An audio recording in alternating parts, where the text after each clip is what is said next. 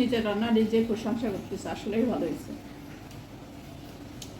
খুব সহজ পদ্ধতিতে রান্না করছে। আর চিংড়ি মাছটা যেভাবে রান্না করবেন মজা লাগে, আসলে অ্যাকচুয়ালি একটা মজার মাছ। তেলটা অনেকটা গরম হয়ে গেলে পরে চিংড়ি দিয়ে দিব। এই চিংড়ি মাছটা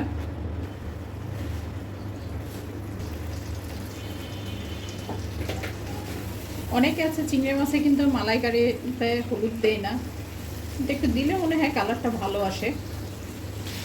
একটা কালার চলে আসছে, অনেকটা হয়ে গেছে, বেশি ভাজবো না। এটা নামিয়ে এই পাশে দিব।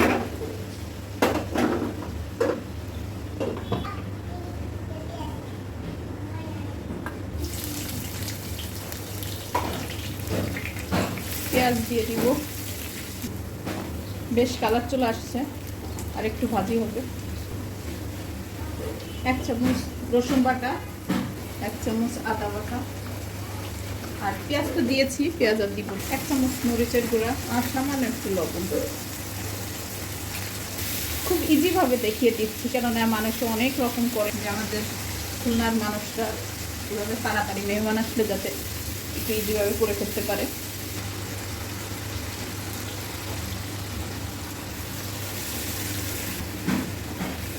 মশলার সাথে চিংড়ি মাছটা কষিয়ে নিব। অনেকটা হয়ে গেছে, কালারটাও চলে আসছে। 1 কাপ দুধ দিয়ে দিলাম,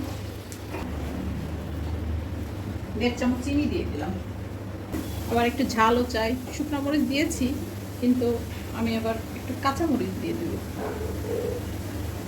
এটা ডেকোরেশনের জন্য উপর থেকে ধনে পাতা দিয়ে দিলাম, একটা ফ্লেভারও আসলো। একটু জিরার গুঁড়ো দিয়ে দেব। একটু বাইরে যাব, তাই একটু সাজুগুজু করে ভাবলাম যে রিভিউটা দিয়ে যাই, কেমন রান্না করলাম আপনাদের সাথে শেয়ার করি। চিংড়ি মাছের মালাইকারি,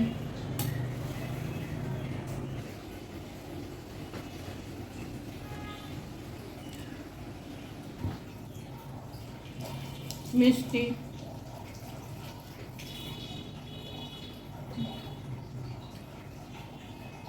ঝাল, আবার একটা ধনে পাতার ফ্লেভার।